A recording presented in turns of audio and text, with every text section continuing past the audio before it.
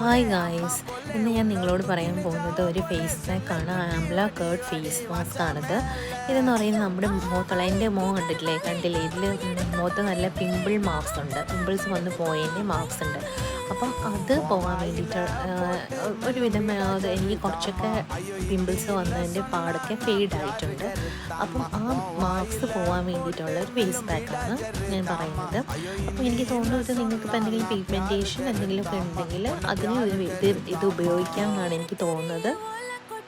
Dark സ്പോട്ട്സിന് മാത്രമല്ല, പിഗ്മെൻറ്റേഷനൊക്കെ ഉള്ളിടത്ത് നിങ്ങൾക്ക് ഉപയോഗിക്കാം. പിന്നെ ഇത് ഉപയോഗിച്ചെന്ന് പറഞ്ഞാൽ നിങ്ങളുടെ സാധാരണ സ്കിൻ ടോൺ ചേഞ്ച് ആവില്ല.